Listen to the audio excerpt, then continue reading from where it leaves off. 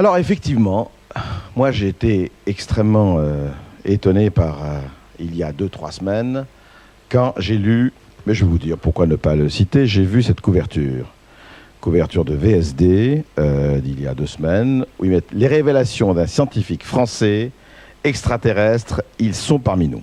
Alors, en 1975, donc, un de mes amis m'a amené un paquet de documents, une quarantaine de pages, de textes qui avaient été traduits de l'espagnol, qui avaient transité par Claude Poher du CNES, qui les avait obtenus d'un espagnol. Alors, c'était Centre national d'études spatiales. Voilà, c'est ça. C'était assez curieux. C'était des documents qui étaient prétendument écrits par des gens qui venaient d'une autre planète. Et en examinant ces documents, première surprise, il y avait un contenu scientifique et technique qui était de qualité. Premièrement, ces informations sont de qualité, mais elles sont aussi en avance sur notre époque, puisque j'ai pu en faire de la science.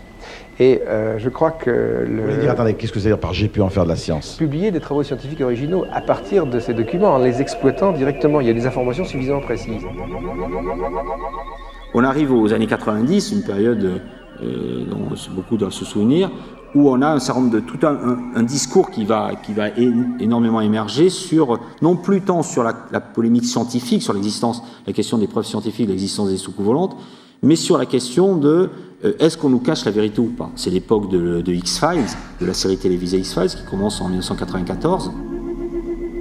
Il y aura aussi l'apparition d'Internet, qui va énormément contribuer au fait à la popularisation des débats. Aujourd'hui, si vous allez sur Internet et si vous cherchez, si vous rentrez des mots-clés OVNI, vous allez avoir des milliers de sites qui vont débouler et énormément de listes de discussions où les gens échangent leur opinion sur les soucoupes volantes, s'engueulent sur la théorie du complot. Enfin, il y a tout un tas comme ça de spéculations qui vont bon train.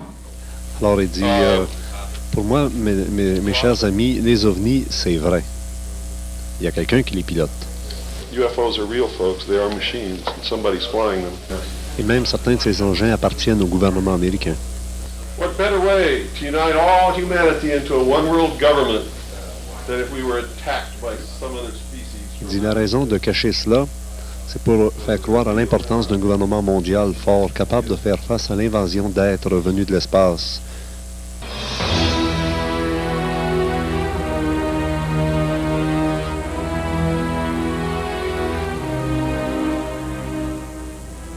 Bonjour, bienvenue madame, mademoiselle, monsieur à cette émission d'Ésotérisme expérimental. Aujourd'hui, l'émission numéro 47, la deuxième de la 12e cassette d'Ésotérisme expérimental disponible sur cassette VHS. Et Serge Monat est avec nous, il est journaliste international. La preuve, sa carte de journaliste de presse. Alors c'est pas une petite carte, là, c'est une grande carte, parce que les journalistes internationaux qui vont, mettons, à Yougoslavie, ne peuvent pas aller sur un terrain avec une petite carte. Il risque de se faire tirer, alors qu'avec ça, pendu d'un coup, ça paraît, puis ça se voit de loin. Bonjour, Serge Monat. Bonjour à toi. Qu'est-ce que le nouvel ordre mondial privilégie, encourage comme orientation, et de quelle façon qui s'est organisé par la manipulation psychologique des populations à leur faire croire que les valeurs qu'ils possédaient auparavant sont maintenant des valeurs dépassées. C'est pour ça qu'on appelle ça nouvel ordre mondial, nouvelle forme de pensée, nouvelle orientation, nouvelle technologie. Tout est nouveau, donc, par rapport à quelque chose qui est considéré comme ancien. De sources sûres, avec preuve à l'appui, on sait que par le biais des Nations Unies, on veut instaurer un nouvel ordre mondial pour l'an 2000.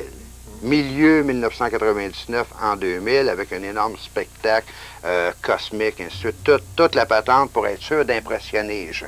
De toute la planète. De toute la planète en même temps. Comme on disait dans les textes sacrés, à la vitesse de l'éclair de l'Orient à l'Occident.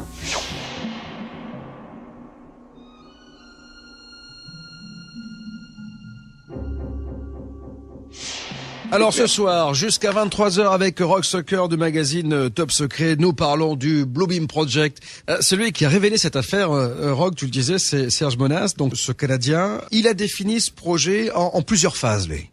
Absolument. Le projet Bluebeam, son objectif, c'est d'aider à l'instauration d'une nouvelle ordre mondial, et pour ça, il va avoir besoin d'une philosophie commune à tous les peuples. Et en fait, de philosophie sera une religion, parce que on connaît rien de tel pour tenir les masses qu'un bon culte religieux. C'est un programme qui a déjà commencé. Dans la première phase qui était dénoncée par Serge Monast a déjà commencé. C'est une phase psychologique. Cette première phase, c'est la remise en cause de l'ordre ancien. c'est la remise en cause des valeurs, des connaissances scientifiques, mais ça passe aussi par des découvertes archéologiques qui vont montrer l'erreur, la falsification des doctrines du passé. Au départ, on était l'unité, c'est-à-dire qu'on était connecté à Dieu. Le temps n'existait pas, en tout cas à la manière dont on le décrit à l'heure actuelle. La mort n'existait pas. Quand on changeait de corps comme on changeait de chemise. Il y a eu une entité qui a voulu, par orgueil, se démarquer de la création divine et qui a voulu commencer à faire sa propre création. Et elle a mis au point des entités sans âme qui sont de type arien, les griffes, les insectoïdes et bien sûr les reptiliens. Ces reptiliens vivent en 4e dimension, c'est-à-dire qu'ils ne sont pas dans la dimension terrestre, le plan physique, c'est-à-dire ils sont dans cette dimension qui correspond pour nous à l'absorption des énergies et aussi à nos bas instincts, à nos bas désirs, à nos vils désirs. C'est-à-dire qu'ils se nourrissent de toutes nos vapeurs, si vous voulez, de tous nos vices, voilà, et surtout de nos peurs. Donc il faut bien comprendre ça. Les reptiliens sont comme des vampires, si vous voulez, pour nous. Ils nous vampirisent littéralement. En voilà un qui voit. Fait-on de lui, nous devons l'exterminer. Elles fonctionnent comme des robots biologiques puisqu'elles n'ont pas d'âme et elles ne peuvent pas rester dans notre monde physique pendant de très longues périodes de temps. Pourquoi ? Parce qu'elles ne sont pas adaptées à la vibration. Donc qu'est-ce qu'elles vont faire ? Elles vont régenter le troupeau humain par possession de certaines lignées, c'est-à-dire par possession de certaines personnes qui ont plus de gènes reptiliens que les autres humains, puisqu'on a été génétiquement modifiés. Et ces personnes qui ont plus de gènes reptiliens que les autres humains, c'est ce que j'appelle les Illuminati. Je peux certifier que d'ici les années 2025, non seulement l'Amérique, mais la planète tout entière sera sous la domination et la protection de notre communauté. Les gains que nous avons tirés de cette vaste opération ont été partagés avec les nombreux humains qui nous ont aidés. Cette alliance nous a permis d'avoir libre cours aux ressources dont nous avions besoin. Leur but, c'est essentiellement la mise en place d'un gouvernement mondial basé sur une religion mondiale qui sera basée sur la vénération directe ou indirecte de ces entités sans âme et sur la mise en scène de l'arrivée d'un faux sauveur externe. Je parle de tout ça dans mon livre Le plan secret du diable, c'est le projet Bluebeam.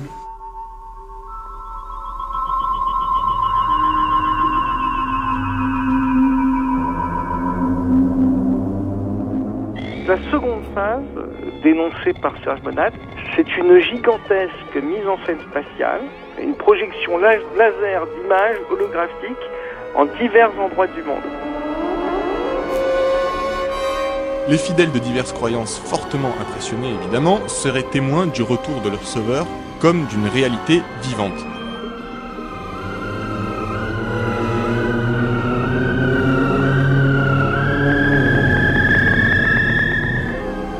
Les projections de Jésus, Mahomet, Bouddha, Krishna, enfin toutes les divinités se fondront en une seule figure pour former une divinité unique qui serait l'antéchrist et qui expliquera que toutes les écritures sacrées ont été mal interprétées et incomprises et que les vieilles religions sont responsables d'avoir dressé l'homme contre l'homme. C'est que Dieu et les anges sont en réalité des entités extraterrestres qui ont favorisé l'évolution de l'humanité depuis le commencement des temps et qui ont guidé l'homme depuis la fondation des premières civilisations et la création des premiers cultes religieux.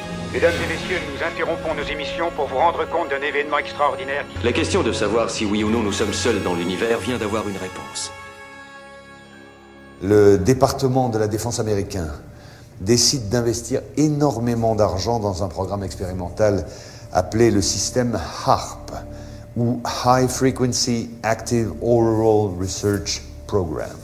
Les possibilités réelles de l'installation sont énormes.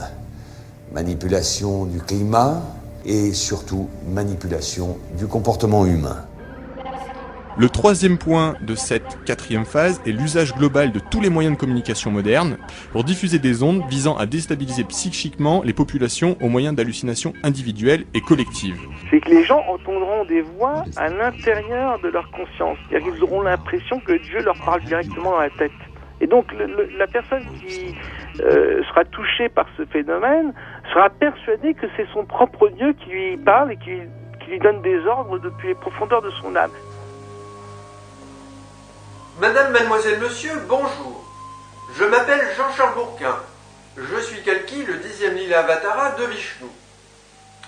J'informe sur mon blog Alerte Invasion Extraterrestre depuis 2008 de la menace de finalisation d'invasion de la Terre par un très dangereux groupe extraterrestre dirigé par Jésus Oméga, un être humain extraterrestre qui a la même âme que Jésus et qui revendique sa succession. Jésus n'est pas le Fils de Dieu et a raconté des mensonges pour le compte du groupe extraterrestre qui a planifié de nous envahir.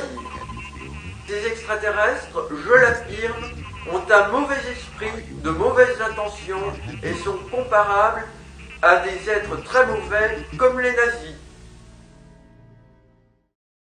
Une fois la menace du terrorisme international dissipée, l'économie de guerre des grandes puissances, États-Unis en tête, aura besoin d'un nouvel ennemi pour prospérer.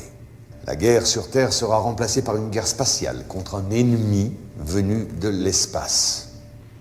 Notre groupe de recherche est persuadé que des ovnis construits par les Américains ou les Russes seront utilisés pour étayer le canular d'une attaque de la Terre d'origine extraterrestre.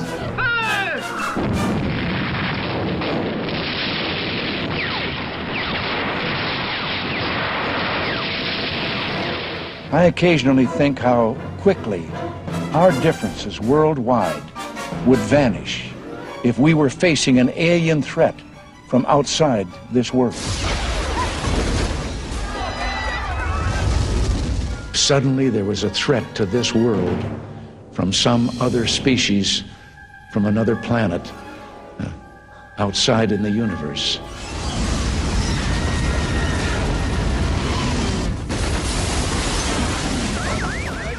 La seule façon de nous unir dans ce monde incroyable, divisés de toutes sortes, s'ils sont là, nous pensons que la meilleure façon, dont toutes nos différences entre les peuples de la Terre semblent petites,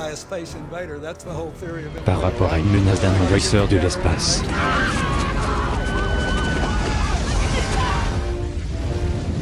Et donc, on arrive là à la fin du projet Bluebeam qui a pour conclusion, à la suite de tous les bouleversements mondiaux, que la population mondiale soit prête à accueillir un nouveau messie en chair et en os, un cyber-Rockefeller, comme il l'appelle, faussement extranéen, puisqu'en fait il ne serait pas extraterrestre du tout. D'accord. Et qu'on suppliera de rétablir l'ordre et la paix à n'importe quel prix, mais surtout, évidemment, au prix de notre liberté individuelle.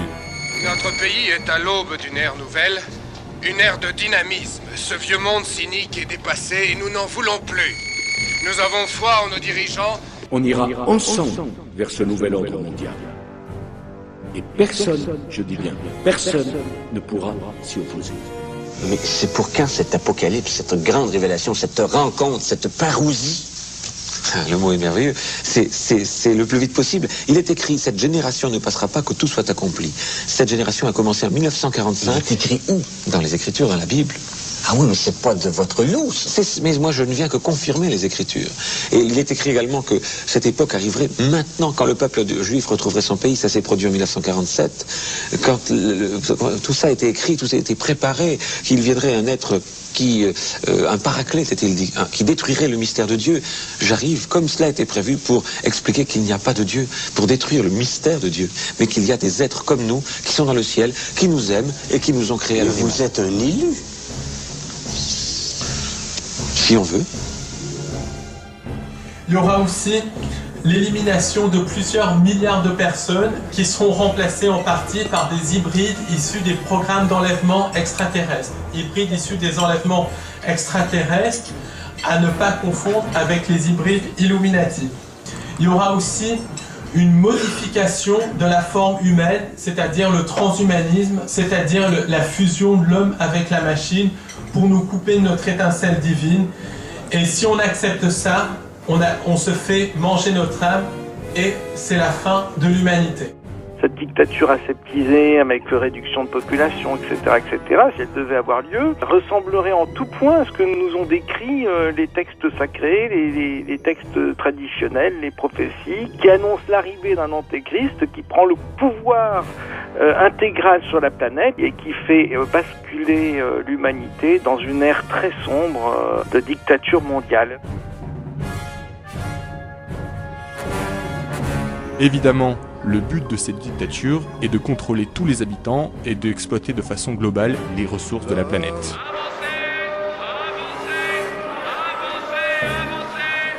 Qui est ni plus ni moins qu'un régime communiste, mais à l'échelle mondiale. Une dictature. Une dictature beaucoup plus poussée que celle qui existait avec Hitler. Hitler est un enfant d'école à côté de ce qu'on veut instaurer à l'échelle planétaire. Donc, Hitler était un terrain d'essai, en fait. Ouais. Toutes les familles ou les femmes qui ne seront pas d'accord de donner une éducation semblable selon les principes établis internationalement, à ce moment-là, les enfants vont être enlevés pour être éduqués dans des centres spéciaux. Et c'est ce qu'on est en train de faire. Tout est en place à tous les niveaux. On est en train de tout instaurer, de changer le système judiciaire, les lois, sans que les populations s'en rendent compte, parce que pendant ce temps-là, on leur donne du pain et des jeux. On leur donne des loteries, on leur donne n'importe quoi pour qu'ils ne prennent pas le temps de réfléchir, de voir qu'est-ce qui se passe. C'est qui ça? On, c'est ceux qui veulent instaurer le nouvel ordre mondial. Qui? Par exemple, au niveau des Nations Unies, ceux qui font partie de la commission trilatérale, si on veut mettre des noms comme Rockefeller, Rothschild, les Illuminati, la franc-maçonnerie internationale, ce sont eux qui sont en train d'installer ce nouvel ordre-là. Oui, alors donc...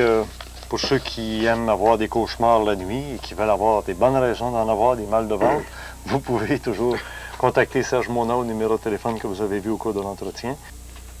Merci, Serge Mona. J'espère que vous serez toujours vivant. Qu'on continue à informer les gens. Et je vous laisse en regardant quelques articles de journaux qui pourraient vous laisser perplexes. Les extraterrestres et leur prophète Raël exigent la soumission totale des anges. Pendant une durée indéterminée qui peut aller d'un jour à l'éternité, elles s'engagent à réserver leur sexualité aux extraterrestres et aux prophètes. Ils seraient prêts à donner leur vie pour protéger leur créateur et leur prophète. Donc, derrière ça, il y a un sujet qui m'intéresse en tant que sociologue, notamment sociologue des sciences. C'est une fois qu'on a épuisé comme ça toutes les formes de polémiques qui se sont déroulées en 60 ans maintenant, est-ce qu'un sujet comme les ovnis peut être légitimement à l'origine d'une étude scientifique ? Et ce qui ressort de l'attitude des scientifiques, c'est pas, comme on le décrit souvent, une hostilité farouche sous coupe-volante, c'est que la plupart des scientifiques ont un programme de recherche, qui peut être biologistes, astronomes, ou physiciens ou autres, ils ont leur programme de travail qui est prometteur. Ils disent là, je fais de la science, et étudier les soucoupes volantes, c'est un peu hasardeux, et je ne suis pas sûr d'en retirer un bénéfice sur le plan scientifique. Le télescope Kepler de la NASA vient-il de découvrir des mégastructures extraterrestres ? Les astronomes ont découvert une étoile qui les pousse à se questionner. Entre les constellations du Cygne et de la Lyre, on retrouve une étoile nommée KIC 84 62 852. La lumière émise par l'étoile suggère qu'elle est vieille, mais elle est entourée de débris ressemblant à une nouvelle étoile. Il se pourrait que les débris spatiaux récemment découverts soient une sphère de Dyson, une sorte de mégastructure entourant une étoile qui absorbe de l'énergie. Cette structure hypothétique fonctionne en tant que station d'énergie, capturant l'énergie produite par une étoile et par la galaxie environnante, captant l'énergie un peu comme un panneau solaire. Autour de l'étoile KIC 84, on vient de découvrir une structure qui manifestement est une structure artificielle. La question, dès alors, se pose de savoir dans quel sens cela va nous toucher. Car la présence des ovnis est pour nous un signal à un accès à un nouveau type de connaissance. Et ce signal qui est envoyé par les extraterrestres, c'est à nous à le capter. appuyés sur le rebord du bastingage. Il nous arrive parfois de nous regarder dans un miroir pour y voir notre image. Et de ces images, il y